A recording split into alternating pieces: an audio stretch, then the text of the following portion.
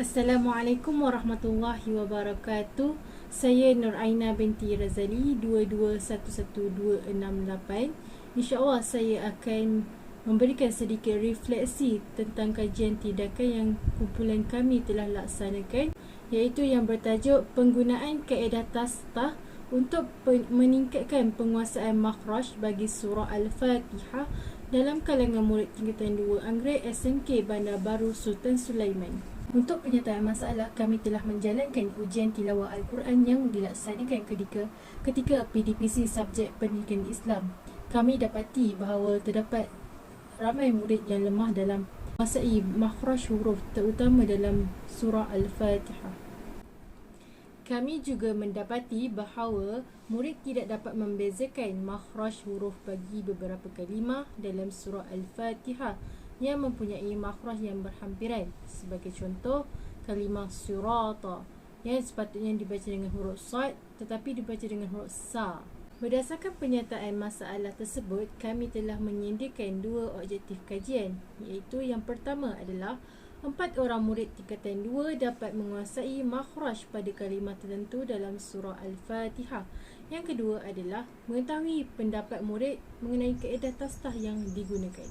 Seterusnya, kita pindah kepada refleksi gelung pertama. Kami pendidik telah menyediakan plan intervensi yang berkesan supaya 4 orang murid ini menguasai makhraj pada kalimah tertentu dalam surah Al-Fatihah. Untuk refleksi gelung yang pertama, penyelidik telah menekankan 10 kalimah dalam bacaan surah Al-Fatihah yang sering berlaku kesilapan makhraj. Yang kedua adalah menjalankan ujian pra berkaitan makhraj 10 kalimah kepada 4 orang murid. Seterusnya, penyelidik merancang kaedah intervensi iaitu kaedah tashtah yang digunakan untuk membantu murid dalam menangani masalah makhraj huruf terutamanya dalam surah Al-Fatihah. Untuk refleksi semasa pula, penyelidik telah menjalankan intervensi iaitu kaedah tashtah. Penyelidik juga menjalankan sesi bacaan Al-Fatihah secara bertalaki untuk memperbetulkan bacaan makhraj murid.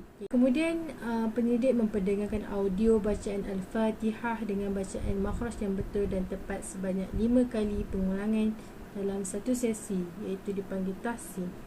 Kemudian pendidik meminta murid mengulangi bacaan dengan makhraj yang tepat supaya murid dapat membiasakan sebutan makhraj bagi setiap kalimah yang tertentu dengan betul dan tepat.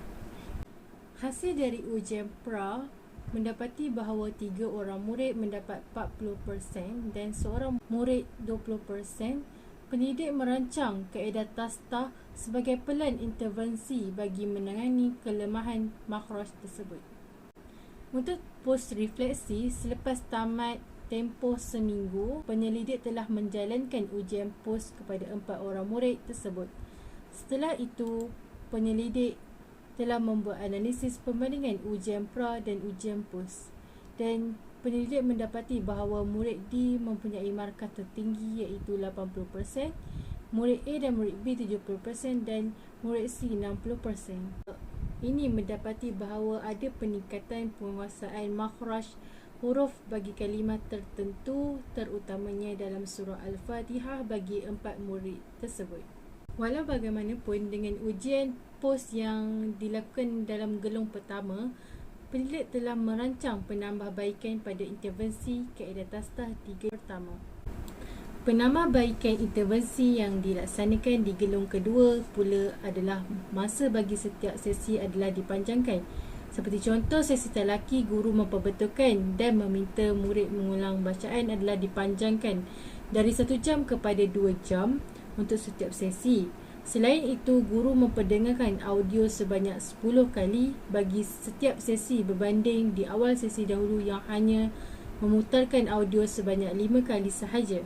Di samping itu, guru turut meminta murid untuk membuat pengulangan bersama bacaan bersama rakan sehingga sempurna. Hal ini bagi memastikan murid dapat mendengar dengan lebih jelas kesalahan yang sering dilakukan dan dapat memperbetulkan dengan makhraj yang lebih jelas dan tepat. Pada ujian post refleksi di gelung kedua, penyelidik telah membuat analisis dan perbandingan markah ujian post pada gelung pertama dan gelung kedua. Jadual ini menunjukkan analisis perbandingan jumlah markah ujian POS di gelung pertama dan gelung kedua yang telah diperoleh melalui ujian POS pada minggu kedua serta minggu ketiga menggunakan kaedah intervensi TASTA. Kaedah TASTA diperkenalkan dan dilaksanakan ke atas 4 orang murid tersebut. Dapat dilihat penambahbaikan daripada jumlah markah ujian POS gelung 1 menunjukkan tiada murid mendapat peratusan di bawah 50%. Manakala markah ujian di gelung 2 pula mencatatkan kesemua 4 orang murid mendapat keputusan 100%. Akhir sekali, saya berharap kajian ini dapat memberi manfaat pada guru-guru lain dalam meningkatkan penguasaan makhraj bacaan surah Al-Fatihah. Sekian saja daripada saya. Assalamualaikum warahmatullahi wabarakatuh.